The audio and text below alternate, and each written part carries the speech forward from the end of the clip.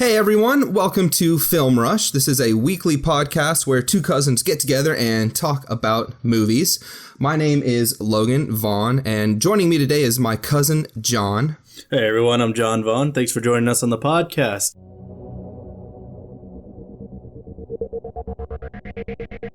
Welcome to Film Rush.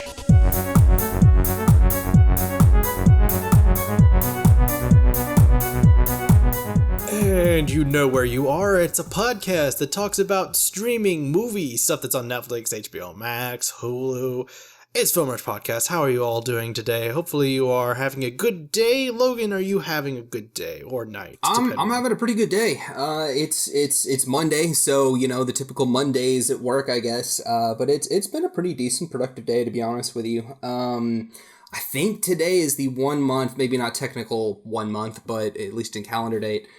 Since we find out a certain somebody won the election. So that has also been kind of in the back of my mind as a woohoo. We're it's our 1 month. Clink. Only 1 week away from the electors finalizing everything and just moving this process along. So I know we don't talk a whole lot of politics on the show, but I think you guys, if you listen to even one episode, probably know where John and I land. So I'm very, very happy. I also, full transparency, requested off for Inauguration Day because me and Jacqueline are going to party all day long.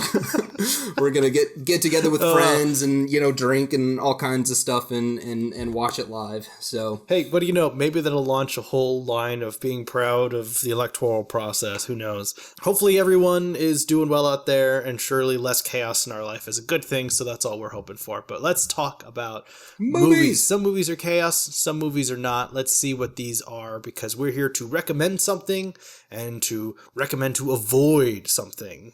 We want you to see only the good stuff. We watch all the shit, so you don't have to. So Logan, what is something let's start off with a palate cleanser, something that's not shit. What's something that you liked this last week? All right, so I've got two documentaries to pitch. These are the two Taylor Swift documentaries. One is called Miss Americana over on Netflix.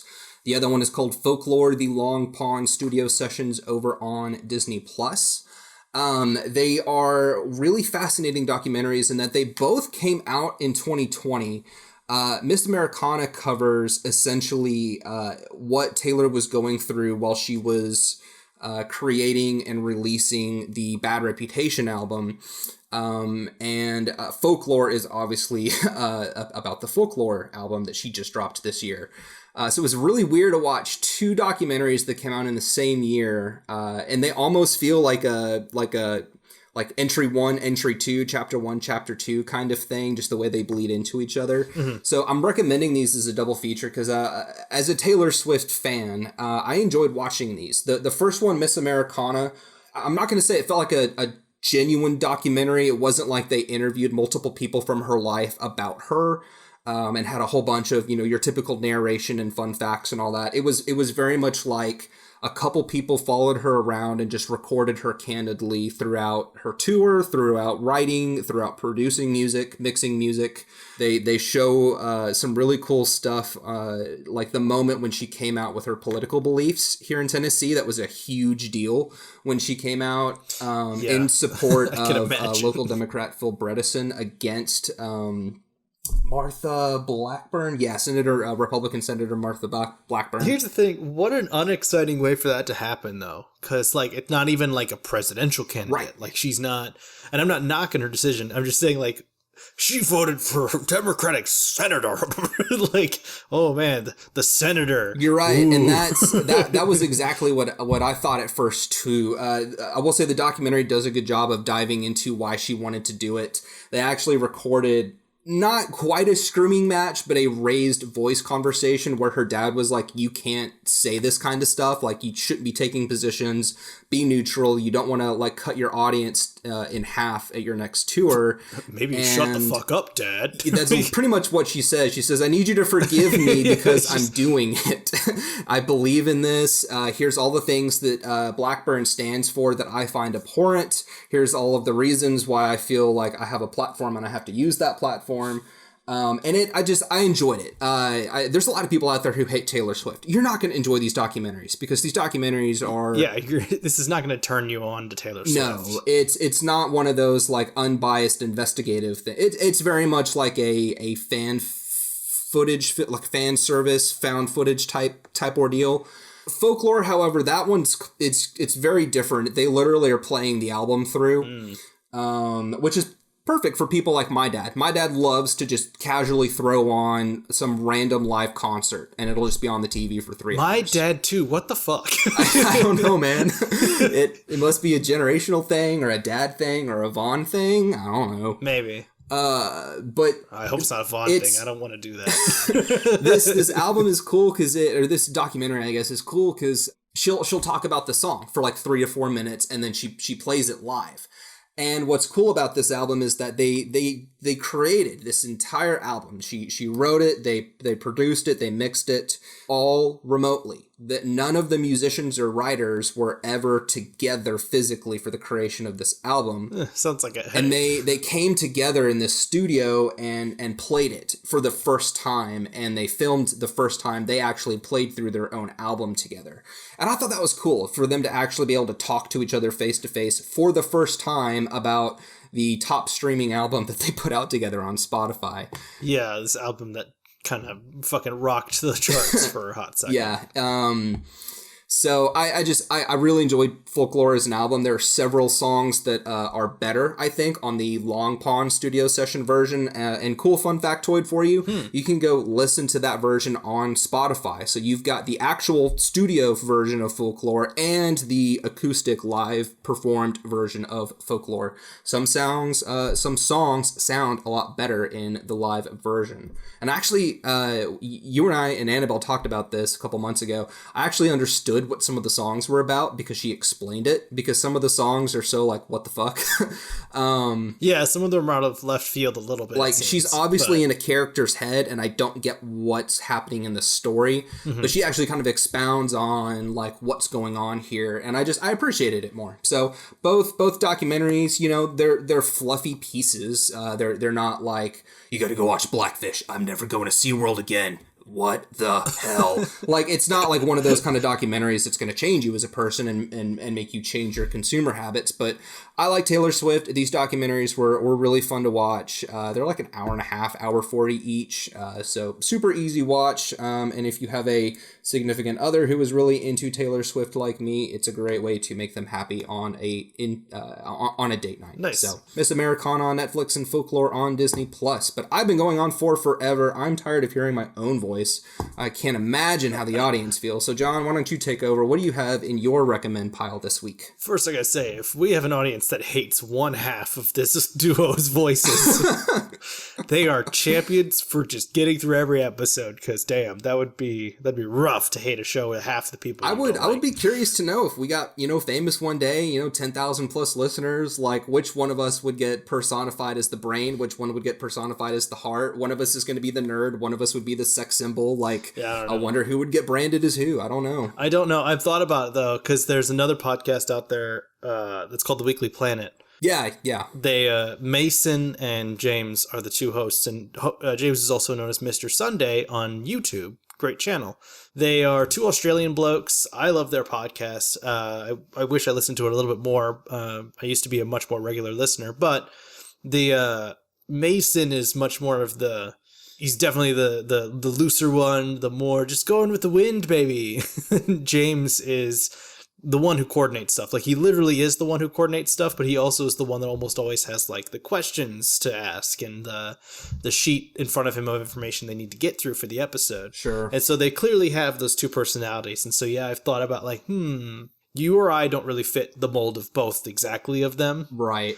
But there definitely would be some sort of line that I can't see, which, yeah, I'd be curious to see. So, listeners out there, if you have any personality profiles of us, let us know. I'm particularly interested in which one of us you find the more attractive. That's the most important question here. Just based on audio. Yes. That's exactly why we went into podcasting, because we wanted to show off how good looking we are. Yeah.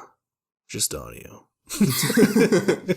God, it got creepy for a second there. Okay, so we're on my side of the river, of the creek now for movies, and we're in the recommend area. So I'm going to bring one that I watched just today. I have a Christmas one on here. I told you I would start watching Christmas movies, everyone, but I'm going to start with something else first. Because a friend of the show, Price Ash, who has a podcast himself called Real Rundown, check it out, they're good. They told me that they had just watched a movie by Ron Howard called Hillbilly Elegy, which is on Netflix. He brought this up because he had just listened to a podcast where I talked with another fellow about Rush, which is a Ron Howard film from 2013, and I'm a fan of Ron Howard. Weirdly enough, I've said this before, I wouldn't necessarily put him in my top 5 directors, but like, he is a good director. Like, he's just downright good. Hillbilly Elegy is a story about a young boy named JD who grows up in a, I don't want to say white trash family, but it's pretty trashy. The idea is that they're very poor. They have a lot of troubles. It's a look back movie where you see him in modern day as a grown-up, and events start happening in the movie where it causes his mind to cast back into the past, and you see the scene play out from his childhood. All Google gives you for the description is a Yale law student drawn back in his Appalachian hometown reflects on his family's history and his own future. So this is a great movie, to be honest. Amy Adams plays the mom, Bev. You've got Glenn Close as the grandma, known as Mama. Gabriel Basso, I've never seen him before. He plays J.D. Vance. Very, very good performance. Like I couldn't say it was a flyaway, but he did a good job. Haley Bennett as his sister Lindsay. Again, she's done great. I recognize her from a few projects. It's just a good story. He's trying to graduate from Yale and get a summer internship, but it's interrupted by the fact that his mom has drug problems and is in the hospital. And he needs to come back and deal with that, but he's right in the middle of interviews for his internship with these highbrow, like, law people. And, these are the kind of people that if you use the wrong fucking fork at a dinner table, they're offended. Oh gosh. So you got that issue. And so he's trying to balance this back home. He's also dead poor. Like, he's crazy poor in debt because of school. So he's like constantly trading out cards to pay for things. The performances are great. Glenn Close, this is based on a true story, based on a book written by the character who is JD, about it, called the Hillbilly. I don't think the book was called Hillbilly Elegy, but it's something like that. And Glenn Close is crazy, scary close to Mama. It's insane. That casting was ridiculous. I don't think I realized this was based on a true story. I think it says it at the beginning, but I forgot it. And then the end credits started playing. It started playing real life footage, and it started telling facts about what happened afterwards. And I'm like, oh wow, this all really happened. And so it gets mixed reviews. Obviously, I just looked at Rotten Tomatoes for the first time. It's 25%. Oh my goodness! I thought this was supposed to be like a really good movie. Well, the audience is 85%. Yeah, I've heard. How many reviews is that? That's only got to be 30 reviews or something. Users have over 1,000 ratings, and the total count for the Tomato Meter critics is 202. 202. Holy crap! All right, Yeah. I'm wrong. So I don't know. The critics did not like it. That's so interesting. Let's see what one of the top critics said. So The Atlantic. Hillbilly Elegy is an Oscar-friendly narrative of personal triumph in the face of great hardship. A movie designed to end with an uplifting epigraph. It is also one of the worst movies of the year. Okay, well, thanks for not telling me. Oh, that's strange. Well, I mean, it links to a full review on The Atlantic, which is, many paragraphs long, and he, gives his thesis about why he didn't like this movie. I don't know, man. The acting was good. I was intrigued by the story. It's definitely, you've probably seen a movie like this before. Like, if you started it and you were watching, you'd be like, man, I think I've seen movies that have told this very similar story. A kid raised in a semi-abusive household that with family members that are dirt poor, have mental health issues, emotional issues, drug issues. But then in the end, they get a little bit ahead and they get a nice job at the end. And the family has a bittersweet conclusion to the movie's story. I don't know. It hooked me, though. It's only an hour, 50 minutes. So it didn't feel like it was that offensive to me. So I'm recommending it, and but be ready for a lot of F-bombs, by the way. It's R-rated. I think I forgot to mention that. Okay. I mean, it sounds like a very adult, emotional drama. Yes. That's kind of the vibe you're, and I dig those. Yeah, I think you would like this. I'd be curious to know how much, because I don't know how much you would agree or disagree with the critics. But I think you'd probably see this, and my guess is you would say, yeah, it was good. It's not one that I will return to. I think that's probably what you'll say. Okay, that's fair. But I liked it. It's sitting in my queue along with 50 other movies. Yep, along with everything else on Netflix. So yeah, Hillbilly Elegy is one of my recommends this week. So do you want to go to your avoid and then back to my recommend? We'll move on? Yeah, sounds like a plan. All right, so my avoid this week is Beowulf. I've almost clicked on this because it's been years since I've seen it. And then you texted me. You're like, man, I'm watching Beowulf. I was like, whoa, one mind. So how is Beowulf in retrospect? All right, so Beowulf, if you've never seen this, which I'm assuming if you've listened to Film Rush, you're probably the type of person that saw this a couple of times, but this is a 2007 CGI animated movie that tells the story of the warrior who becomes King Beowulf. Classic. Couple of mythical like monsters that he battles throughout the movie and stuff. It definitely kind of has like your when was this set, like year 500, and they're like close to the Vikings or in England or something. I think this is back during the Anglo-Saxon days. Okay. So think like pre-Britain, like old. Yeah. This movie is littered with really, really good actors. Anthony Hopkins plays Hrothgar, which is more or less your Odin character in this movie. There's a whole lot of other people who are in here. John Malkovich is in this movie, is kind of like your sniveling side hand to the king. I'm trying to remember who plays Beowulf. Is it Ray Winston? I never remember who. That's the thing. I think the titular character has the least famous casting. Yeah, I don't recognize him from anything else. He has a very I feel like he was going for that hero white guy, Leonidas in 300 vibe.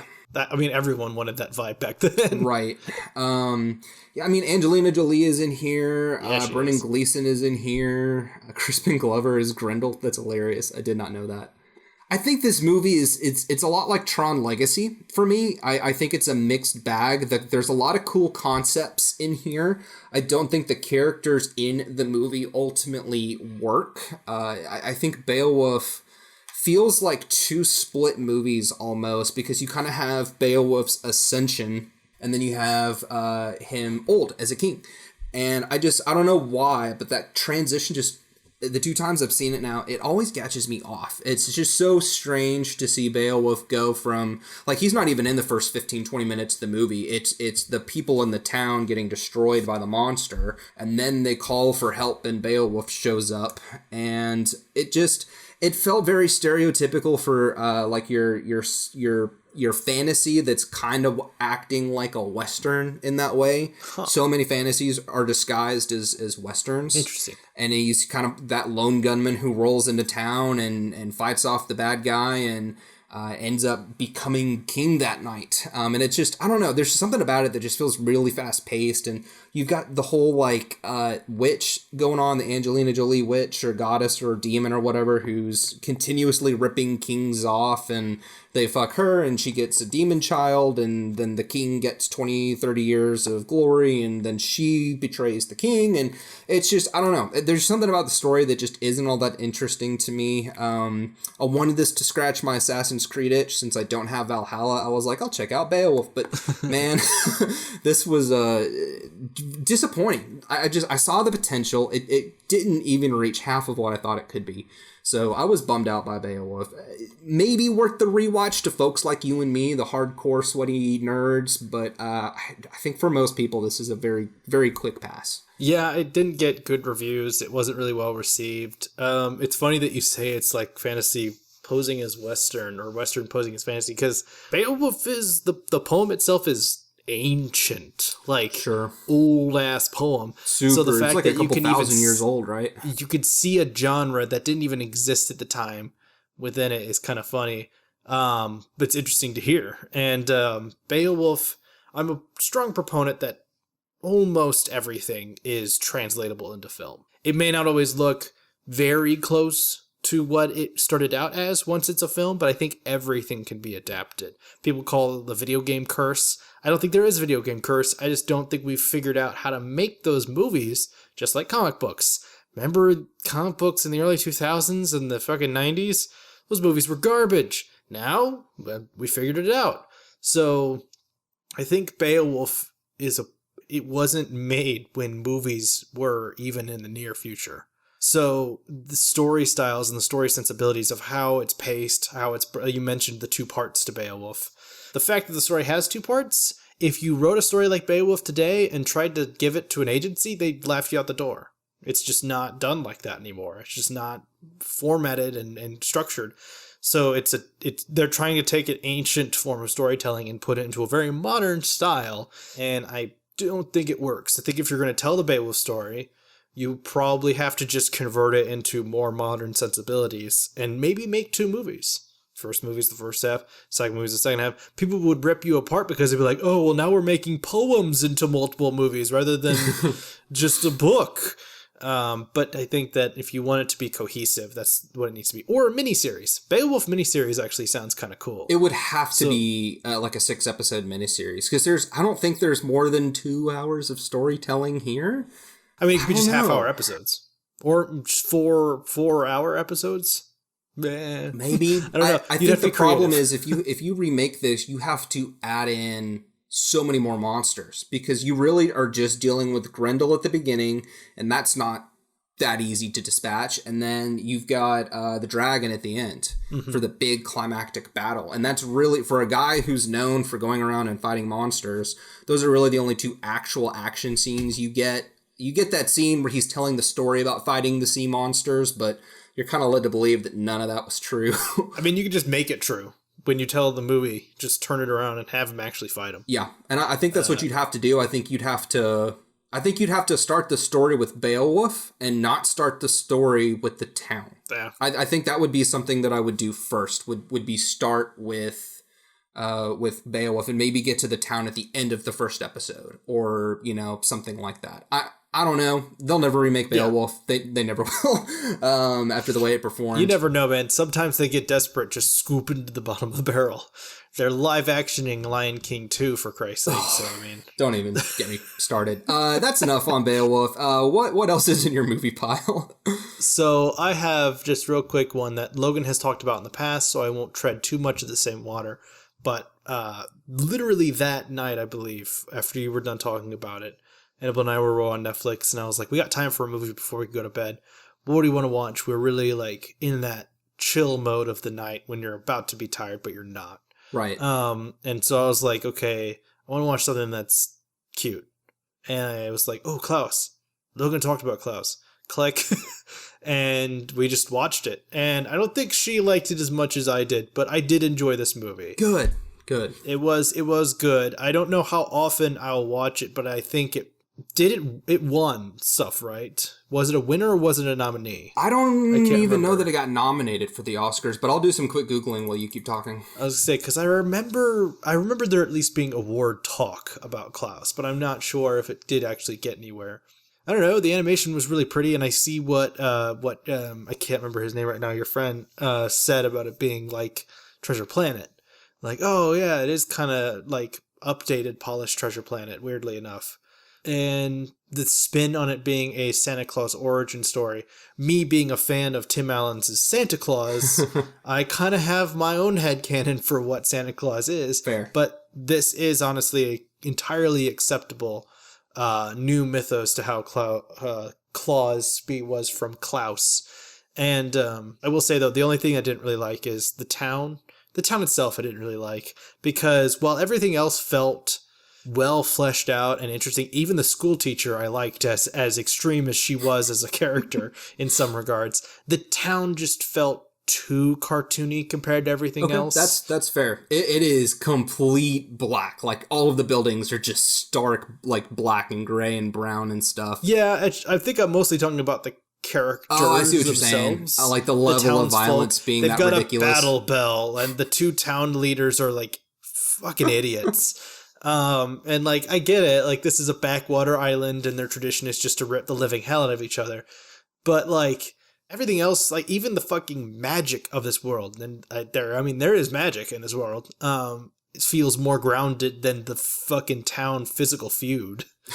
So, and that's weird to me. That's fair. But otherwise, I enjoyed it. 8 out of 10. Like, if someone was like, you gotta watch this every Christmas, I'd be like, okay, fine. I don't care. Nice. It's fine. Cool. I'm really happy you enjoyed it. It was nominated for the Oscars. It did not win. That was Nice. Toy Story 4. God, what a year.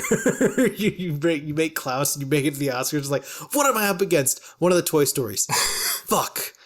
Well, shit, we got here at least. It was the first animated film from Netflix to be nominated for an Academy Award. It did win Best Animated Film at the British Academy Awards. I did not know the British had an Academy Awards. I don't know how I didn't know that. They got started about 2 decades after we did. Last year. So wait, if you're a British actor, can you win an American Oscar and a British Oscar in the same fucking year? You know, I don't know how that works. I guess I'm assuming it's got to be double fucking dipping. It's got to be localized, so it's got to be a British movie. So that's a really good question. That'd be kind of a fun Google. Is Klaus French? I thought it was a foreign film. Not foreign, sorry. International. Yes. It was Spanish? That sounds right. Yes. Klaus is a 2019 English language Spanish 2D animated Christmas comedy film. That is a mouthful right there. What a definition. Sergio Pablos is it's his directorial debut as well, my goodness. Damn, Sergio, coming out, just flopping it right on the table. Yeah, I kind of want to look into this guy. Apparently he owns a animation studio, Sergio Pablos Animation Studio, and it was distributed by Netflix. Let me just go down to my own animation studio and make a film. The fuck? Maybe it's kind of like a...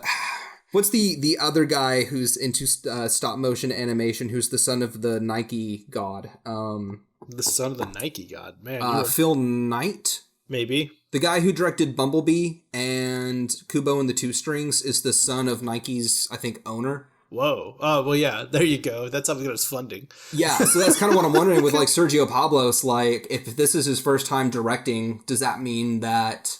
I want to look into this guy more. That's really what I'm trying to say. But I like all the voice actors for this film.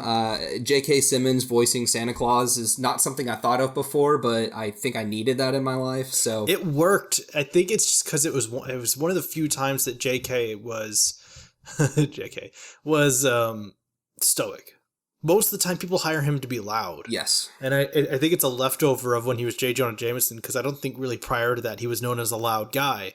Then he came out with that, and now he's always yelling and everything. You get once you show off your top of the world yelling skills, like he really is one of the best yellers of all time.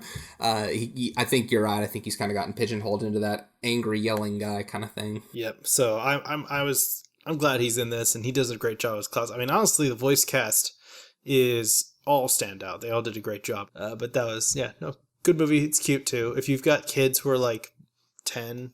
They would probably like this movie. Yeah, I think this would be a perfect movie to show kids. It's got a lot of really good highs and lows, and emotional lessons and morals of the stories, and all kinds of that stuff that any good kids movie is going to need. There's also a couple of jokes that should make every adult in the room giggle, even if it's just for a little bit. The moment where what's his name, Jepsen. Jesper. Yes. Jesper. That's what it is. Jesper. When Jesper creates the naughty and the nice list. Oh yeah. That was such a fun moment. You'll want to be on the naughty list. How would you know if I did something bad? Well, Santa, he sees everything. Just making shit up. He knows. Yeah, that was a good moment. I loved it. I loved it. I love the originality on how you come up with an origin story for Santa Claus, because everyone's always belly aching. Why don't we have more original content? And I'm over here like, well, they put this shit on Netflix for free and no one goes to watch it. So what else are they supposed to do? Sequels is where the money at, people. That's all it is. Sequels, prequels, and remakes make all of the money. Just look at fucking Lion King. All about that IP. Yep. Cool. So that is Klaus. Watch it. I recommend it. It's a charming little Christmas movie. So that takes us into shows, where Logan and I only have good things to say, but I want to get to his stuff first because, frankly, it's more interesting. Just by default. It's The Mandalorian. So we talking about specifically episode 6 of The Mandalorian. Or I don't remember what chapter number it is, but episode 6 of this season. Yeah, episode 6. I don't know what chapter it is either. Probably chapter 14. It's like 13 to 14. Plus 6 is 14. Yeah, I guess we could use math. I guess we'd be sensible and use math. What was the title? This one was The Tragedy. The Tragedy. So, first off, right out the gate, man with Boba Fett on his body. What did you think of the representation? I really enjoyed seeing Tamora Morrison come back and actually do something with Boba Fett. I remember when John blew my mind, what was this, last week or 2 weeks ago? When you were like, yeah, Boba was at the end of the first episode. And I was like, no, he wasn't. Like, what are you talking about? And John was like, yeah, he was there. And I, like, in the moment, like, went to Disney Plus, pulled up the first episode, and clicked on the end. And I literally, what I did, as his speeder sped away into the distance, I ended the episode. I was like, all right, that's it. You fool! We're good. If you've never seen a Marvel movie. I feel so stupid now. I feel like I don't even know how to explain myself. How did you even avoid getting embarrassed. Spoiled on that? Like, that means you didn't get spoiled on the fact that Boba was in the first episode. I thought everyone was talking about Cobb Vanth and his armor. You just thought everyone thought that was Boba. Yeah, when everyone's like, Boba Fett was back. I'm like, well, his armor was. You just thought everyone was a fucking moron for weeks. And then I literally just thought it was the armor for, I don't know, 4 weeks. Wow. I swear I'm impressive. so embarrassed. So embarrassed. Boba Fett in episode 6. Loved it. Absolutely loved it. I thought it was a really, really cool way to bring the character back. From like the critical part of my brain is like, if Boba Fett wanted his armor so bad, why did he wait until now? Why didn't he just confront Mandalorian back on Tatooine? But I guess this works too.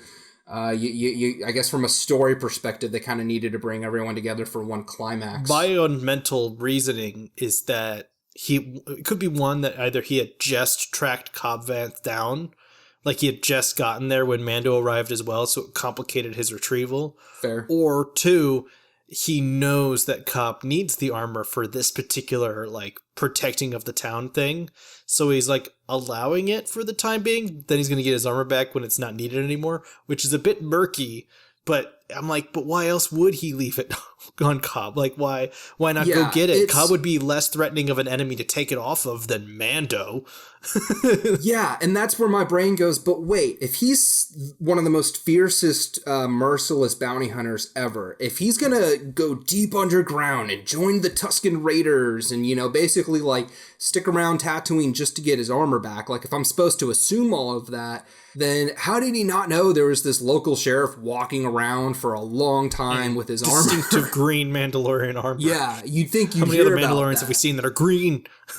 Like I said, turning that critical side off, because that gives me questions I don't think the show is set up to answer. Love seeing Boba Fett back, getting Tamora Morrison in there. His voice just worked so well. I enjoyed how do I say this? Kind of like your noble, honorable approach that Boba Fett had. Basically like, hey, I'm going to talk to you. We're going to have a conversation. We're going to all set our weapons down. I appreciated that it wasn't like Ahsoka, just attack, and then we talk. Do you think it's implied that it's because of his age? Like, because Boba's supposed to be like the most merciless bounty hunter in the galaxy, but like during the time of New Hope and all that, he's like the guy you get when you want shit to go down. But now all of a sudden he wants to like chat first, not fight. Do you think he's aged? I think it's a respect for the Beskar, because like Mandalorian's covered in Beskar. Like Boba Fett may be like, I'm not going up against that. I got to talk. Which confirms now that Boba has Beskar. It used to be his armor wasn't made out of Beskar, but apparently now it's I wondered about that too. Yeah, I was like, I didn't think Boba Fett's was Beskar, but I guess it is. So I suppose. Also, Jango Fett's a Mandalorian now. We heard that he's a foundling. In my headcanon, I guess it was my headcanon, I thought it was at least extended universe canon, but apparently it wasn't until recently. I've read the storyline in the comic books where Jango was picked up by the Mandalorians, and Jester, I believe his name is the man that picks up Jango as a kid because his parents got murdered. Correct. For harboring that particular Mandalorian. So he's like, oh shit, sorry kid, you come with me, I got your parents killed, I'll raise you. And he raises him as a Mandalorian. They're not in a clan that's recognized by the planet. And that's why a lot of people have dismissed the statement by the advisor, Satine's advisor on Mandalore, the planet, in Clone Wars. He's like, Jango Fett wasn't a Mandalorian. A lot of people are like, oh, he probably just meant metaphorically. He doesn't believe he's a Mandalorian. Yeah, I've gone back and rewatched a lot of those episodes in Clone Wars, and I'm a little bit confused myself right now as to, like, did they really say one thing and then rewrite it, or are they actually able to kind of finagle their way around it? Well, Dave Filoni and George Lucas have for years been pretty adamant that Jango's not a Mandalorian. Like, weirdly enough, they were adamant on it. He's not actually a Mandalorian, but now he literally is. It's canon. Like, Disney has put it in their show. Jango was raised as a foundling. Boba Fett isn't technically a Mandalorian, but he's his clone, which also kind of still does make him a Mandalorian. It gets fuzzy, but at least Mando was like, yeah, you're a Mandalorian, so here's your armor. Yeah, and I guess you could say they are Mandalorian by adoption. Yeah. Not Mandalorian by ancestral heritage or nature. And I think that I'm okay drawing the line there. If they straight up said that he was, like a descendant of a great Mandalorian or whatever, like that'd be like, okay, no, that's kind of opposite of what you've been saying.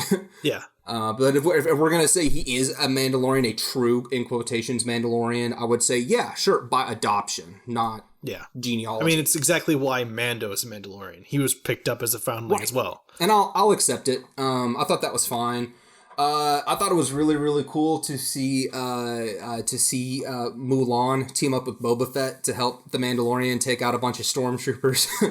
Ming-Na Wen was really fun seeing her come back. I wasn't ever really sure if she was dead in that episode, so I totally forgot about that episode though. Like when people started referencing it, like, oh, that was same. Boba's legs in that shot or whatever. I was like, what episode are you talking about? And then I finally remembered. I was like, so it's the one where the kid, like the shit-talking kid, hires Mando, right?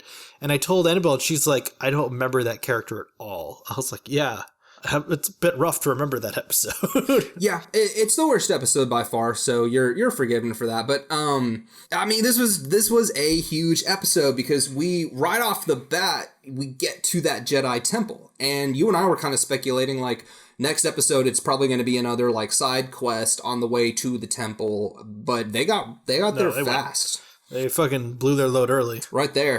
Grogu goes up on the rock. The blue avatar beam goes up into the sky, and Grogu enters the avatar state. He becomes unresponsive. Mandalorian can't get to him because of the shield. Then you have the Empire show up and wreck shop, and I loved it. Seeing Mandalorian and Mulan and Boba Fett. I'm gonna keep calling her Mulan because I can't remember her character's name. But is that racist? Say what? Is that racist? No, she voiced Mulan. She voiced Mulan. So it's just fun to see these older actors come back. Actors that we knew, Michael Biehn from Aliens and from the Terminator, seeing them kind of come back, and Grief Karga was in Rocky and Predator. So I appreciate seeing her in here. It's really, really cool to be able to say that Mulan and Boba Fett teamed up together, because I mean that's basically what happened. The action was great. Boba Fett wrecked shop. He kind of fucking staff. He just eviscerated people with that staff. I loved it. You even get the rocket shot at the end when he blows up the two ships. His kneecap, I didn't realize he had kneecap great. Rockets. He just like fucking puts his foot down. Pew! I was like, holy shit. Yo, it really reminded me of the first Iron Man, when you see Iron Man go to town on that village, and then he shoots the tank at the end. Yeah, and the tank. I was like, man, I'm feeling the Jon Favreau here. Like this is going well. I know Favreau didn't direct it, but he still influences it. So I thought all of that was really, really cool. Going into the big spoiler parts, the ship blew up, Razor Crest RIP, and Grogu is now in the hands of Grand Moff Gideon. Yep. The Razor Crest, I could feel Mandalorian, like, I'm not gonna cry. Like, it's like, just fucking the Razor. I mean, they've been hinting at it this whole season, because Razor Crest has been getting broken to pieces. So they're like, finally just put it out of its misery and eviscerated it with the laser from the sky. And that was really sad. I bet Boba was like, "Oh, thank God I got my armor out in time before it blew up." Although the Beskar survived, so I mean, his armor probably would have survived. Sure, but like everything else of his armor that isn't Beskar would be ruined. Yeah, so. the padding and all that stuff. Dude, when that ship blew up, you want to know the first thing that went through my mind? I have a tattoo of the Razor Crest that is 2.5 weeks old. I got the Razor Crest 2.5 weeks ago. Now what am I? A schmuck? Maybe he'll end the show, or maybe just he'll end the season getting bankrolled enough to pay for the building of another Razor Crest. I think that he would be seems great. Attached to the ship, so I think that him building another one wouldn't be crazy for his character. Imagine he comes into so much Beskar that he makes a Beskar ship. Holy shit. So wow. Would he even be able to survive like a fucking like laser like it took from that fleet ship? He would literally be like, I am so tired of my shit blowing up. What should I do? I'll just coat it in Beskar. So he's the lifelong amount of Beskar and fucking make a ship out of it. It's the equivalent of saying, fuck it, I'm buying a Tesla. Like, yeah, fuck it. I've been told that the windows are bulletproof except for rocks. I had that thought, seriously had that thought, and I was like, wait a minute, what if, like, what is Captain Phasma made out of, and what are those Naboo ships made out of? And that's chromium, which is, it's chrome. It's not Beskar. And it's specifically blaster resistant. It's not specifically lightsaber resistant, which are two different things. Yes. As much as they are both lasers, they are different. As much as they're almost vibranium. As much as everything is all fictional. Yes. And what's vibranium is that's the fake one in the Marty. What's the X-Men? Adamantium? Yes, adamantium is X-Men. They're all the same substance to me. Yes, adamantium and vibranium, and there's another one that Marvel has. But the Beskar ship would be cool. But yeah, I dug seeing Boba Fett wearing his armor. I dug him using his staff. I was a little bit nervous that Mandalorian was going to hand that staff over. Like, hey, you're clearly more suited for this type of weaponry. I'm more of a gunsman myself. After all, they are my religion. Wink, wink. Wink. I thought that maybe they would do that, but it was more like, hey, look, I have a Beskar staff. Yeah, look at this shit. This is cool, right? It's a Beskar staff. And that's the end of the conversation. Yep. I dug it.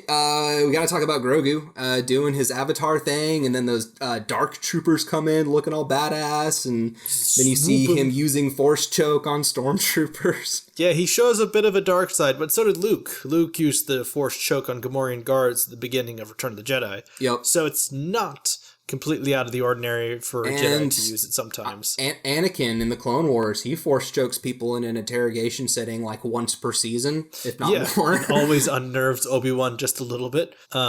Insert. Why do I get the feeling you're going to be the death of me? Here. But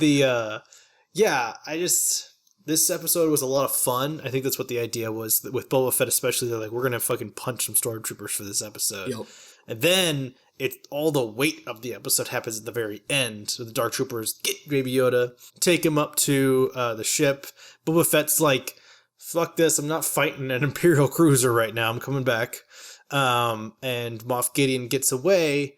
I'm curious. I mean, obviously Mando's going after him because he goes to the planet and recruits what's-her-name again to help in the fight, and he's going to go get Cara Dune, and they talk about breaking Bill Burr out of New Republic prison so that he can help them break into the Empire. Yep. So some people have been theorizing that Moff Gideon is the origins of the First Order in terms of their military power. And I'm like, that would make a lot of sense. That would track, and that would also give a reason for the First Order to fucking exist. Because we Thrawn never got that explanation. Thrawn existing could be out there because I I have a hard time picturing anybody being above Thrawn after Vader and Tarkin and Palpatine are all gone. Well, gone. I have a hard time imagining Thrawn would have to be dethroned. Yeah, so I'm kind of almost curious if Tarkin and Moff Gideon, if they exist in the same world, if they're on the same side or if they're jostling for power. That could be a dynamic they could explore, which could be fascinating. Yeah, and obviously they're going to use Yoda or Grogu for experiments in cloning and making clones that are force sensitive to eventually probably lead to Snoke. As the explanation for why he exists, which, but, that's fine, I guess. I'm more interested in what the fuck Grogu is. Yeah. Honestly, I'm not complaining about the plotline of the Empire wanting Grogu. I do want to get to Grogu's planet. I want to get that information. So some of the Empire stuff is a bit of me just kind of getting through it so I can get to more Grogu. But other than that, I enjoy it. I always love seeing the Darksaber and how it turns on. I think it's about as good as you can get compared to the perfection of the Clone Wars, because I went back and rewatched the first episode. You see the Darksaber, where you have Obi-Wan and Sabine Wren going up against what's his name, Pre Vizsla. Yeah. And it just, the way it moves, it glides and fills the screen up with a glow, a streak that is just so uniquely drawn, and the way it looks in live action is incredibly satisfying. I don't know that I've seen a bad looking lightsaber in a Star Wars movie in the past 20 years, but this is one of the coolest ones, if not the coolest one that I've seen. Yeah. So I'm curious to see that in action more down the road. That Mando is going to have to clash the spear against the Darksaber. Oh yeah. That fight's coming. That's absolutely That's why happening. he got the fucking spear. So I knew that the moment that the magistrate lady tried to get him to go kill Ahsoka. I was like, he's gonna kill her, take that spear, and fight the Darksaber with it. That's so what's gonna happen. yeah, and I am here for it. So 100%. I'm looking forward to that. So yeah, this was a fun episode. I think it advanced the plot a little bit, but I think it was mostly to have fun with Boba for an episode. I agree. A couple of questions for you at the end here. Prediction questions. Do you think we're going to get an actual Jedi at the end of this season or the beginning of next season? We either won't get a Jedi, or we do, but it's a reveal of some type. I'm not calling Luke here because I don't think Disney has allowed that name to drift down to the show level yet. I maybe that's the only way I see Luke factoring into the season at all, is if he's literally the last shot and he's just like, hello, and then the show ends. It's season 3, or we don't get a Jedi. I don't know what there are other possible reveals. You and I talked about Cal Kestis. It could be from Fallen Order. What's his name from Rebels? Ezra from Could Rebels. be Ezra. Yep. But the thing is, I don't think they're quite known well enough by the wider world outside of general Star Wars fans to be the reveal at the end of the show. People are going to look and be like, oh, it's Ezra, who have only seen the mainline movies and watch Mandalorian. You know what I mean? Right. So I don't think they're going to put time to camera for that. So it would only either be Luke or no Jedi. Okay. All right. I think Luke or no Jedi. I honestly think they would probably go with Ezra over Luke, simply because it's Dave Filoni and Jon Favreau in charge. And I think that they would try that. But at the same time, the problem is that character is honestly better served in an Ahsoka show. Well, yeah. We don't have one announced yet, but if you were to bring Ezra back and Thrawn back, an Ahsoka show would be perfect. Yep. So I'm hard pressed to say Ezra. You have Cal Kestis. I also was reading a blog online about how not just Cal Kestis, but his mentor, I don't remember her name, but the middle-aged black woman who was a Jedi and survived Order 66. She survived to the end of the game. I forgot that. I kind of thought Vader killed her, but I forgot she survived that. So she is also a possibility. And those two characters, we left them as they were hunting around for Force children to try to either shield them, relocate them, or train them. So they kind of make sense. Honestly, I think they make the most organic sense.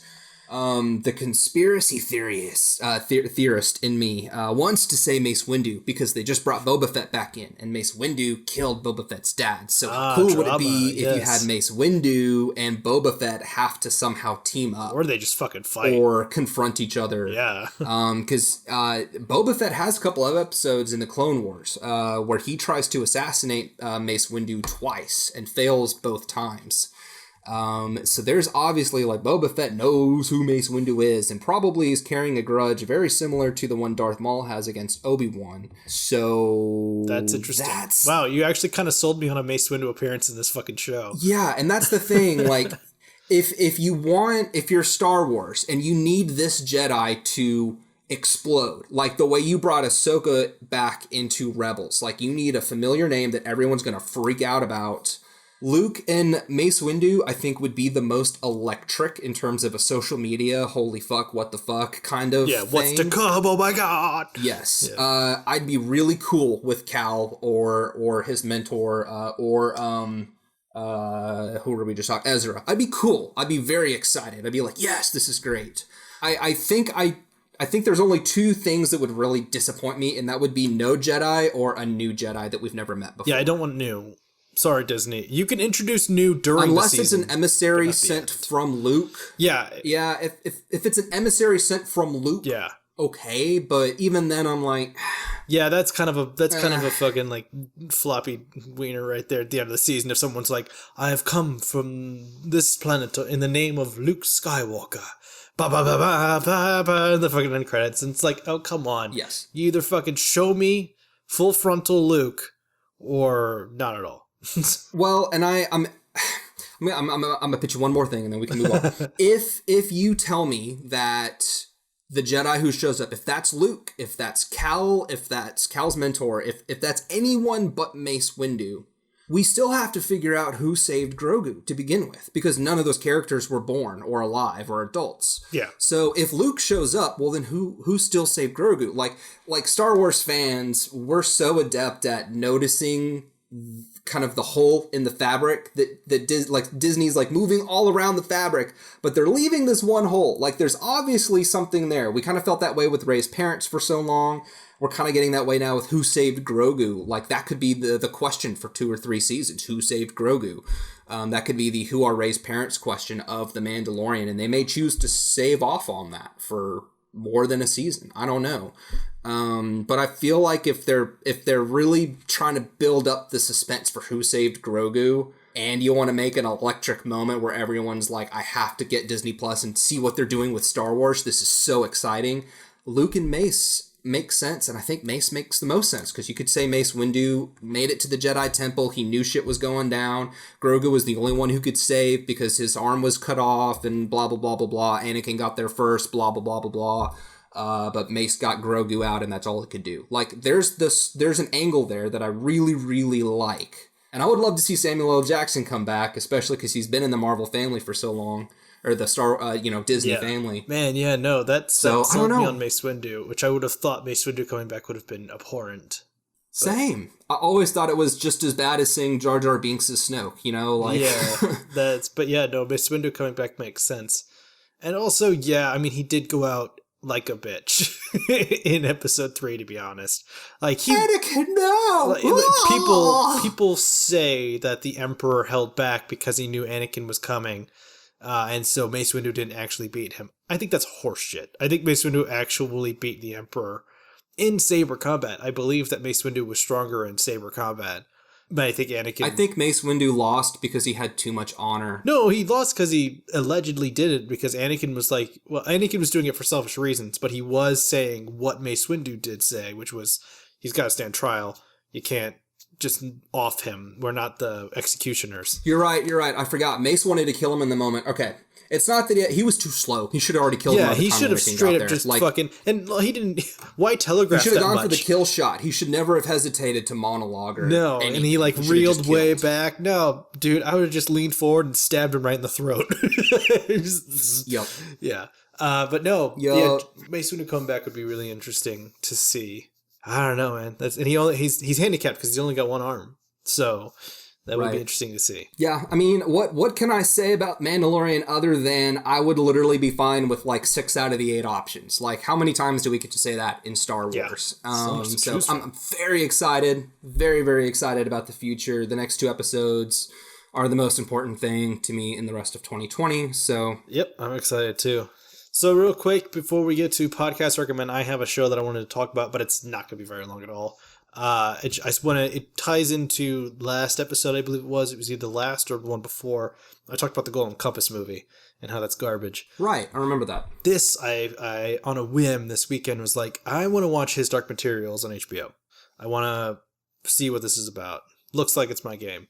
It's got Daphne Keane in it. It's got, what's his name? James McAvoy is in it. There's a couple other big actors as well. All very well acted, all very well done. I blasted through the season. 8 episodes, about 50-minute long episodes. So 8 hours. Shit. Nice. Of season 1. And I refuse to start season 2 until there's more episodes available. It ends on a cliffhanger. Season 1 ends on a cliffhanger, which fucking sucks, but I get it.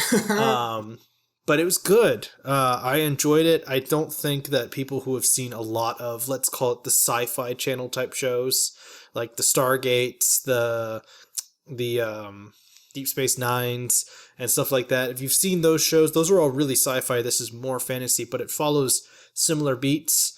I told Annabelle the only difference between stuff like His Dark Materials and stuff that was on the Sci-Fi Channel in the early 2000s is just budget.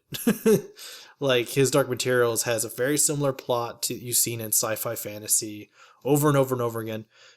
There are unique parts to it, though. Like, get people who know the lore of this general world. Humans have demons, which are their souls in animal form outside of their body.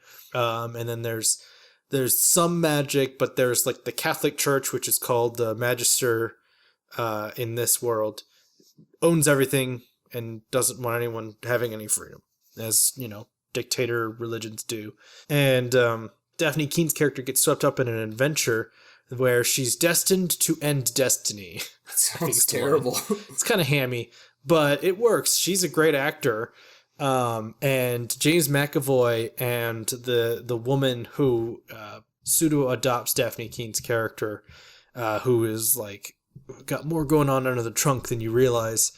They both become that trio becomes the emotional core of the show, and the woman who's trying to take Daphne Keene and have her as her child, she sells this show. She's so creepy, and it works for her character, kind of creepy. She's like unnerving. There's parts where she'll be like smiling, and she gets that acting that she's smiling, but the way she's talking and looking at the character, you know, oh, I'd be shitting my pants right about now.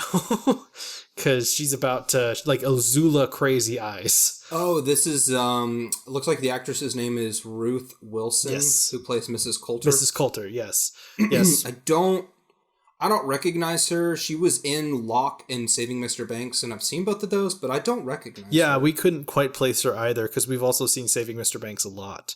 But she pulls her weight in the show, and she does a fantastic job. There are some standout moments with her character where I'm just unnerved, shocked, impressed. Yeah, she's great. Daphne Keene obviously is also a heavyweight. She brings it, and she does a great job. There's talking polar bears. It's fantasy. If you like these types of shows, check it out on HBO Max. I've already talked more about it than I wanted to, but I wanted to say that the Golden Compass stories, the His Dark Materials books, are redeemed in this show if you are craving that redemption.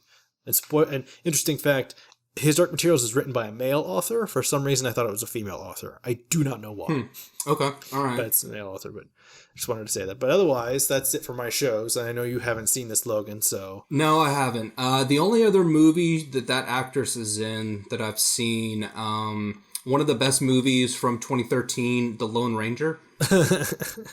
I couldn't place her in that. I haven't seen that since the one time I saw it in theaters. She's like the 5th top billed person on IMDb, so I take that to mean she's the Lone Ranger's love interest or sister Probably. or friend or partner or I don't know, but one of the top performers. I don't know. I don't know her, but she did great in this. So kudos. I hope she gets more work after this. But otherwise, that brings us to podcast recommend. So just for the next few seconds, we're going to drop a podcast ad in here that we think deserves your attention. Please don't replace us in your regular show rotation, but we would like to expand your horizons to other content that podcasts out there offer, because there's a bevy of topics that they cover. So we'll see you back here in just a few. Are you a podcast fan and you're looking for a new audio drama to get into? Check out A Journey Beyond the Skies. A Journey Beyond the Skies is a sci-fi series told through the narrated journal entries of Declan Wolfe. Join Declan as he embarks on a journey that will take him everywhere from a cyberpunk city through dangerous wastelands and even beyond Earth itself. There's even a Patreon page featuring expansive bonus content like pages from Declan's own journal, which include his notes and sketches about the world around him. The podcast can be found on Apple Podcasts, Spotify, and most other podcast platforms.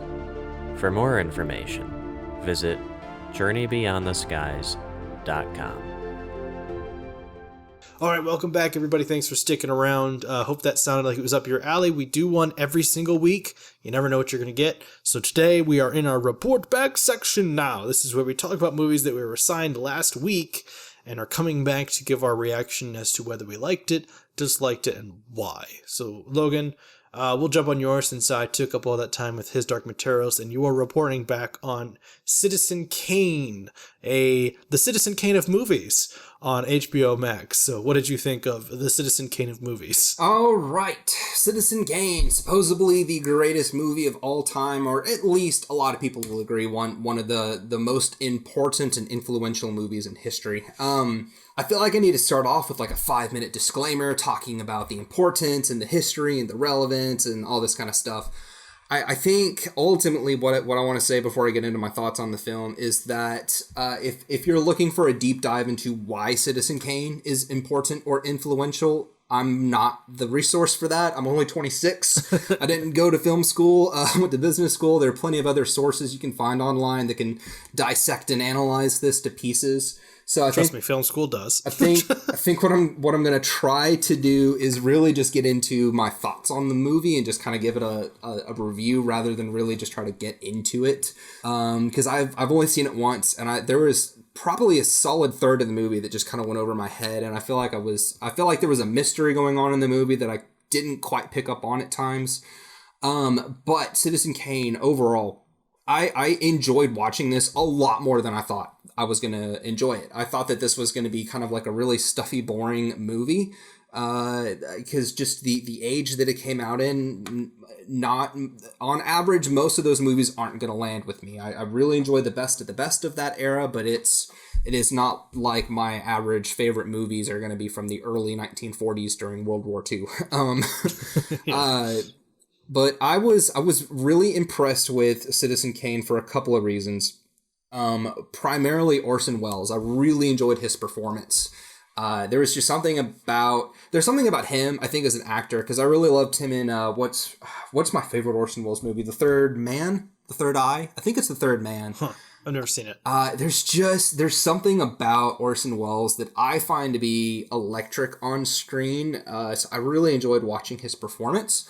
The story itself, I will admit, I found it struggling to follow it completely throughout the entire movie. There were moments where I was a little bit lost in time, because this movie is a big epic on the life of Charles Foster Kane. How he came from, his parents were from humble origins, but then they inherited a shit ton of money. And he basically grew up with a silver spoon in his mouth, and he is this big, giant business and political mogul, kind of like your Tony Stark of the era, if you will.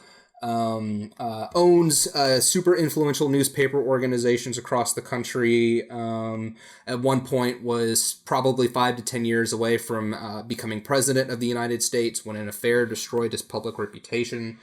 So it's this big, epic, meaty drama on the life of this sometimes philanthropic, sometimes misogynist asshole. Yeah, that's about right. But I enjoyed his character. I enjoyed his life story. I found it to be very fascinating and fun to watch. it's funny now because I have to use modern references to say it's like The Wolf of Wall Street. It's like Tony Stark, when really it's the other way around. But I'm a 26-year-old in 2020, so I kind of got to use my modern perspective. Use what you know. But yeah, so the story kind of jumps around the time of his life, and there were moments that I was a little bit confused. He's married a couple of times, and I had a hard time keeping it straight as to like when he was with which wife, because it would jump back and forth. But the rosebud nature, the rosebud elements, like I've seen so many YouTube videos that have talked about rosebud. That was fun to figure out because like the end shot of the movie, I guess I just never seen before, like in a YouTube clip. So we get to the end of the movie and I'm like, all right, I don't know anything about Rosebud. I figured this would happen. And then they like show the end shot and I'm like, wait a minute. Did I see that item before in the movie? Am I supposed to understand what's happening here? Because I feel like it's going over my head, but I think I'm supposed to get it. So I'm going to need to watch Citizen Kane again. I'm going to need to actually read some reviews online and, you know, your Citizen Kane Explained type videos to kind of help put some of these pieces together for me.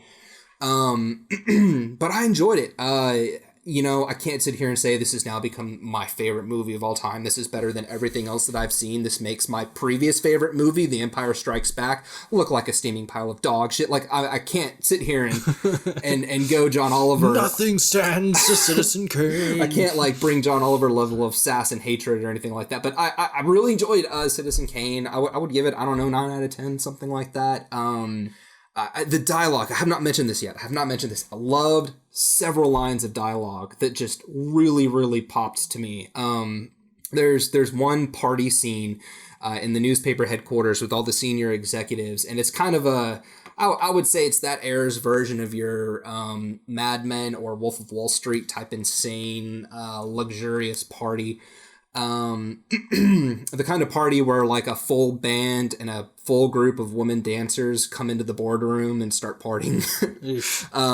That's quite extravagant. We've all been there. We've all had those kinds of meetings. Yeah, you know, those Friday day meetings in the middle of the day. Drinking. Relatable. At the end of the day, relatable in one word. Hashtag.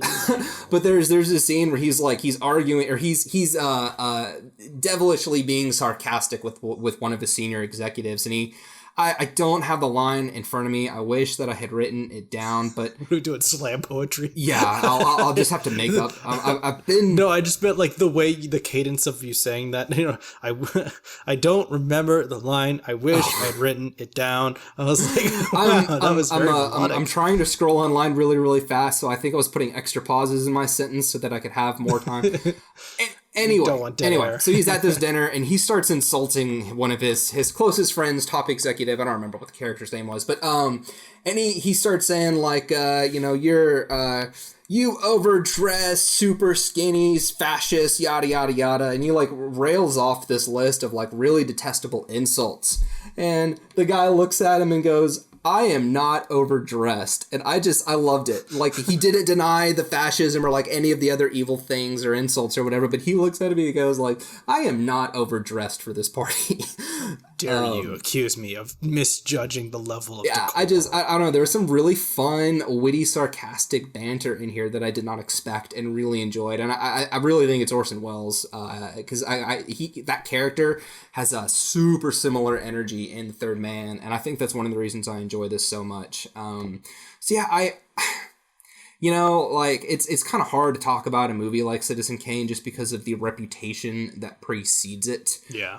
It's kind of you're damned no matter what you think about this movie. If you think this movie is great, then the people who think it's just okay are going to, you know, thumb their nose up at you. And if you think this movie is just okay, then all the people who think it's amazing think you're stupid. So I'm having a hard time knowing where to fall. I thought this was a great movie. I think I need to see this several more times before I can actually act like I have an informed opinion on such an important topic. But for now, first blush, I didn't get all of it, but I really enjoyed the watch experience. And I can't say that for all movies that are 80 years old. Nice. Yeah, I mean, I've said before, and I think I fall under the category of at least I think it's okay. But I think that it's good. It is a good movie, and it has had its influence. I think it's just way overblown on the side of, sure, this is the best movie ever made. We've already peaked. I'm like, there's no fucking way we peaked at Citizen Kane. I think there are objectively already films we've made that are better than Citizen Kane, just because as time goes on, we've gotten better at making movies. We understand the art medium better and better over time. I compare film to art at large often, like painting. Fucking painting used to be hella different way long ago than it is now. It changes every couple hundred years. So I years. think filmmaking will even be different 100 years from now than it is now. Probably seem pretty primitive now, 100 years from now. So yeah, I think it has its place in history. I just don't like how overblown it is. I'm glad you enjoyed it. I didn't want you to have a bad time. No, my perception is that people praise this movie, maybe not necessarily because it is genuinely the best of all time. I always got the perception that whenever people gush about this movie, the reason they're gushing about Citizen Kane is because it made one of the biggest point A to point B technological leaps in movie innovation. Yeah. With all of the different technical stuff, with camera angles and storytelling perspectives, and the use of the Rosebud. What's the term for the item that Rosebud is? The item that everyone's looking for in a movie. The MacGuffin? The quest item. Say what? The MacGuffin? MacGuffin. Yes, that's the word I was looking for. Like the way that they kind of introduced that. Like there's so many innovations that I think get tied to Citizen Kane. So I think people respect it because of that. Because I don't know anyone who could say that it's the best watching experience possible known to mankind. Like I can't endorse that. Can't go there with it. If I'm going to pick one movie from that era, all of my chips are going to go to Casablanca. Like it's going to be like all points possible are going to Casablanca for the best movie of that era. That's just me though. I enjoyed Citizen Kane. I see why a lot of people rave about it. I'll buy into, maybe one of the most important and influential movies of all time. After one showing, I'm certainly not ready to... I wouldn't even put it in my top 100 movies of all time at the moment, because I don't think I've seen it enough to earn the right to do that. Interesting. Cool. Well, I'd be curious to see where that lands in the future, if we ever do update it to be in your list, to see how high or low it goes. But otherwise, so that's the best movie of all time, according to some. Let's talk about a movie that is based on a movie that's the worst movie of all time. So James Franco's The Disaster Artist. I call it his because he directed it. He did. Him and his brother are Tommy Wiseau and Greg. His last name starts with an S. I can't remember right now. And they are the two leading characters in a terrible movie called The Room, made by Tommy Wiseau. It shows how they met. It shows how they went to LA, decided to make a movie. Pretty much the Cliff's Notes of what happened during the movie, and the even more Cliff's Notes of what happened by the time the movie came out. And then the movie's over. And it's Greg Sestero. Sestero, yeah. And the movie's based off of a book that he wrote about his experience with Tommy Wiseau in making The Room.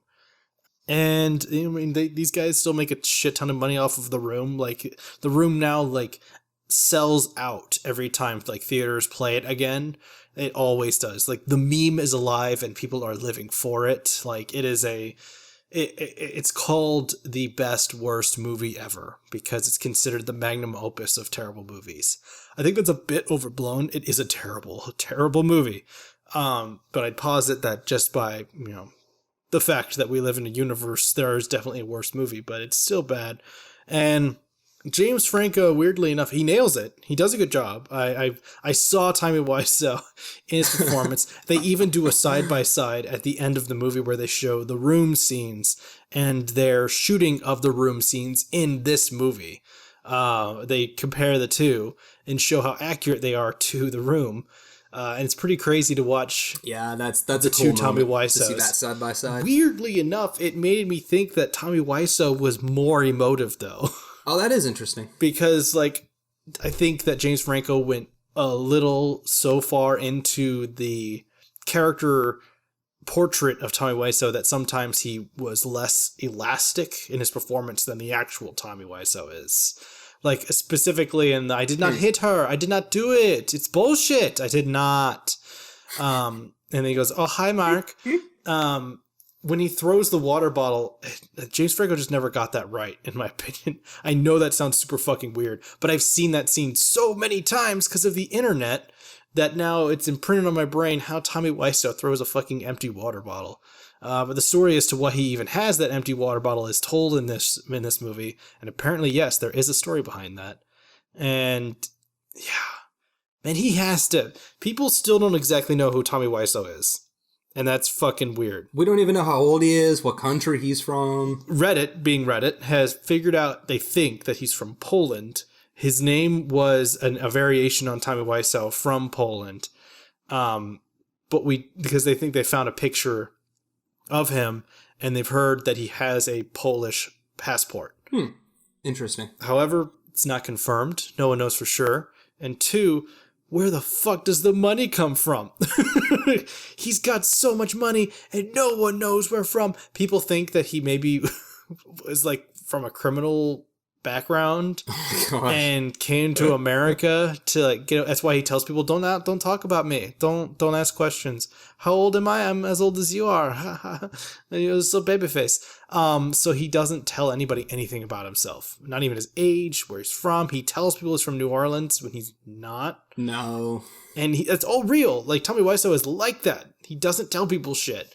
And I've watched enough interviews. He's pretty consistently off. Yeah, he's just strange. He's a very strange individual. Off is probably a little bit too offensive. Just odd, strange. People think that he got into a car accident. And he talks about the car accident in the movie and the book, and I think there are other car accidents as well. People think that maybe he has brain damage.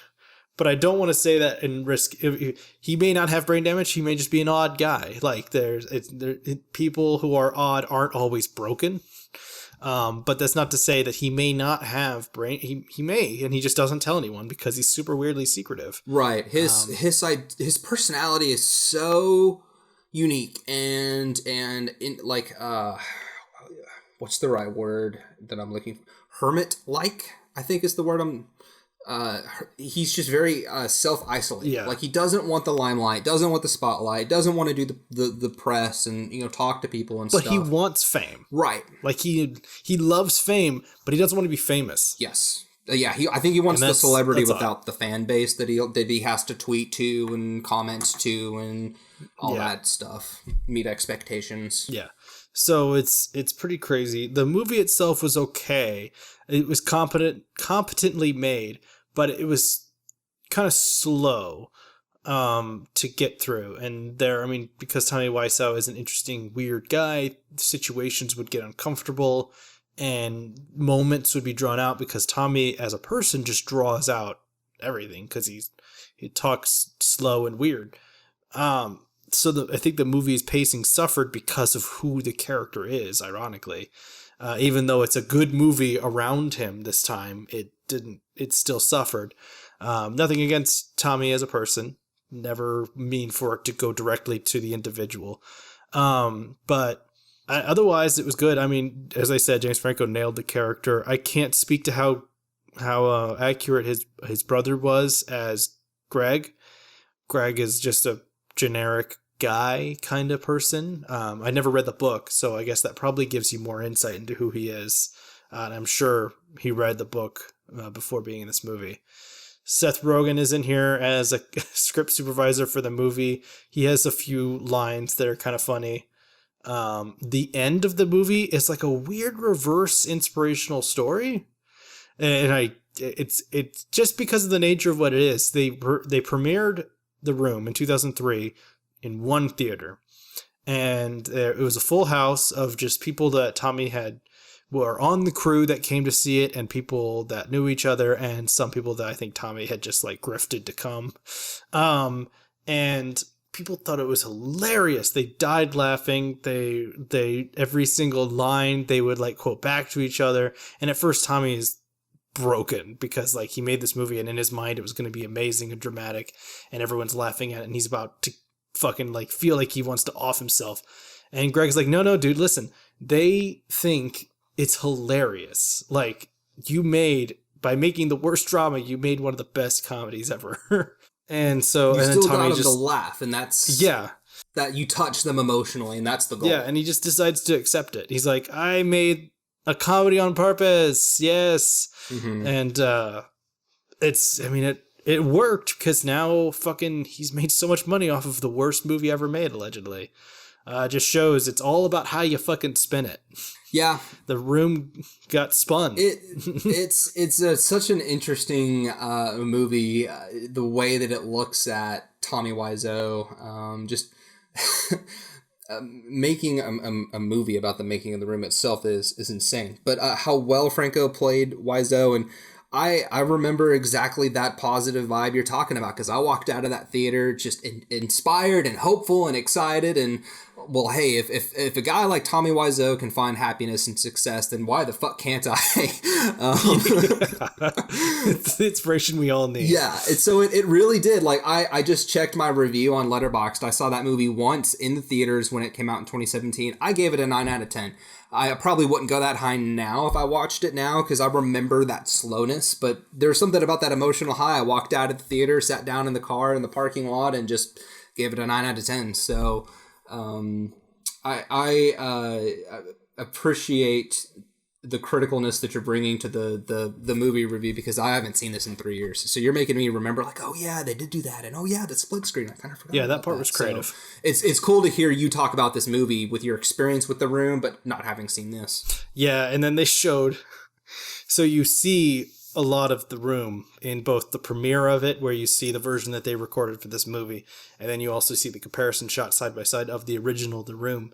And oh my god, it's still just as hard to watch. It is painful. It is to watch The Room. It is a bad movie. It is a bad in every single. It's not even framed correctly. The lighting is all off. Everything is terrible, and it's just amazing to me because supposedly these people he hired to be the director of photography and script supervisor and lighting were all professionals, but it shows that when the director doesn't know what they're doing, even professionals that are working for them will not still save the movie. They'll meet your standard of quality. Yeah, it's from the top down. So this movie shows you got a bad director, you got a bad movie. So it's pretty interesting. But yeah, it was fine. I will probably never watch it again, maybe save for if like someone else tells me like, oh, I've never got to see that, I really wanted to watch that. I'll be like, okay, and click on it. Other than that, I give it my emotional experience an 8 out of 10. In terms of my enjoyment of just watching it from beginning to end, probably like a 6 or 7. Yeah, like it was okay. 7.5 is kind of what I had in mind. I was surprised I'd given it a 9 out of 10, but there you go. Sounds like we're both pretty similar in our final reviews of the movie. Cool. So that is The Disaster Artist. Have you ever seen The Room in theaters in that environment? I have not. I imagine it's a hilarious environment. Like I probably understand why it sold out every time, because people go there for like. Yeah, I've seen it in theaters once. I think I watched The Room at home, ironically, for some reason. I walked out of the theater, bought it on Blu-ray, and watched it again when I was alone. But when I saw it in theaters, I'm weird. When I saw it in theaters, I saw it at the local Belcourt Theater, which is the only independent theater in Nashville. And they, around Thanksgiving, beginning of December, they show it annually. A couple of times at midnight, and I just happened to grab a ticket. I went, and it was the most insane movie theater experience I have ever had. I believe it. It was amazing. It was literally like a rock concert. There was a dude with a microphone who was like the host, like your maitre d' kind of person. And he's literally running around all of the aisles in the audience, and he's leading everybody in these chants. So like when the characters are having sex, you like cheer them on, and there's like all kinds of routine, like a sporting event, like all of these memorized chants that the audience does for at least a solid 50% of the movie's runtime. Wow. Like I think it's Kiss. So like when they're about to have sex, everyone's like kiss, kiss, kiss. And you do it throughout the whole sex scene. So we're all just sitting there chanting kiss for like 5 minutes. Experience. Everyone brings in boxes of plastic spoons because apparently there's a spoon in every frame of the movie.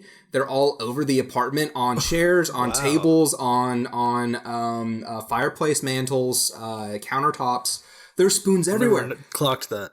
So in the theater, everyone's got a box of plastic spoons. They're handing out boxes of plastic spoons when you walk in. And anytime, John, in this 2-hour movie, anytime there's a spoon on the screen, which is often, everyone yells, spoons! And you take a plastic spoon and throw it straight up into the air. So by the end of the movie, there's 10,000 plastic spoons on the floor of the fucking theater has to hate that. No, they love it. Well, I mean, like in terms of cleanup, just raw cleanup. The cleanup crew, sure. But it was insane. And I'm just telling you, like 20% of what was going on. At one point there was the footballs. Anytime they throw a football around in the movie, there were like 20 footballs flying around the movie theater. It was insane. And I didn't know anything about. I knew there were all of these Rocky Horror Picture type traditions. I just didn't know how vibrant that was going to be. But it was. I mean, people were louder in that than they were in Infinity War or Endgame or Force Awakens or all of that combined. It was madness. Wow. Yeah, one of my favorite experiences going to the theater is still the Hulk, the Incredible Hulk, the one with Edward Norton. Not Ang Lee. Okay. Yeah, okay. Edward Norton's, because that one, I went, the midnight premiere, that was all Hulk fans, all like hardcore comic book Hulk fans. So every call out, every single Easter egg, every single like moment of Hulk, people were losing their fucking minds, and I enjoyed it. That was probably one of the higher energy That's awesome. theaters. So cool. That's weird. I didn't know the room had so many traditions. That's hilarious. I don't know if you can, like, if you could go to YouTube and find a video of some of it, I'm sure you could. Probably. But it's I'm sure they're lax on that. Absolutely worth 15 minutes of your time just to watch it and read some blog articles on what it's like to be there. It's funny. Once we get out of COVID, we'll have to figure out a way to do it together. I'm sure the Room fans will want to do that again once we're out of COVID. I'm sure they're itching for it. But okay, so the Disaster Artists. If you like The Room or you are interested by Tommy Wiseau, which you might be after this podcast, you might Google him. Check out the Disaster Artist on Netflix. So now we are in our assigning section. This is where we assign each other movies to watch, like we just did, where we will report back on them next week, like we just did. So, Logan, what am I watching this coming week? What's my fate? All right, this is going to be fast. I've never seen this movie before, but you are a big animated guy, and you're a big Ghibli guy, so I'm going to throw From Up on Poppy Hill your way. This is a 2011 Studio Ghibli film. That's really about all that I know. I believe it is set in Japan in the 60s, but that's really about all that I know. You and Annabelle both have expressed a big interest in watching like all of the Ghibli films. Yes. And I really I wasn't feeling super passionate about anything else on your list, so I was like, you know what? He needs a break after The Disaster Artist, so I'm going to give him a Studio Ghibli film. It's got an 86% on Rotten Tomatoes, so things are looking good in your favor. Chances are you're going to like it, so let me know what you think about it, because you've seen way more Ghibli than me, so if this is one of the good ones, then that means I need to see it too. Well, I'll be glad to check it out. Yeah, I want to see all of Ghibli because, I don't know, they're all worth watching, so I want to give them that at least that. So I'm excited to check this out, and I will gladly report on it next week from Up on Poppy Hill. Booyah. So what are you going to throw my way? I didn't realize that was the 1950s version. I am assigning you in spirit of the Christmas spirit, White Christmas, apparently the 1954 classic, starring Bing Crosby, Danny Kaye, Rosemary Clooney, and more. It's feel-good and romantic, according to Netflix. Two war buddies fall for two sisters and follow the girls to a resort owned by their former commanding officer, who is in danger of losing the place. I mean, it's probably your pretty typical 1950s feel-good Bing Crosby flick. That's my prediction, but that's not to say it's a bad thing. So I'm curious if your experience. Netflix says it's 2 hours flat, so hopefully it's not too much time, but we'll see what you think about that next week. Nice. Yeah, this is, White Christmas. It's one of the most classic, famous Christmas movies ever. I have seen this, but I was a kid. I don't remember shit about this movie. Hearing you say, like, obviously I know Bing Crosby's in here because the song. Yeah. But hearing you say it's about two war buddies who, get with two twin sisters, or not two twin, but a pair of twin sisters. That sounds kind of familiar, but I really don't remember anything about this movie. So I threw this on the list because this is too big of a movie for me not to at least be familiar with. So thank you for making me watch this. My wife will also thank you because she's tried to get me to say yes to this twice in the last week, and I just keep saying no. So I can no longer do that. Sweet, I have trapped you, as is my plan. She secretly texts me, sign him White Christmas. He won't fucking watch it with me. No, she doesn't actually, but I wouldn't be surprised if she tried that route. Maybe someday she'll have a movie that you just will not watch. And she'll be like, John, fucking help me out here, man. You know, actually, Annabelle tried to get me to assign something to you, but I don't remember what it was. Well, at least I must have married her for a reason. I don't remember what it was, honestly, but I was like, it's not on his list. I'm sorry, I can't assign it. I am contractually obligated. I don't remember what it was. This is killing me. She'll have to let me know, and I'll do whatever I can to subtly influence you to watch whatever that movie was. But I don't remember me to watch it. Just watch the movie.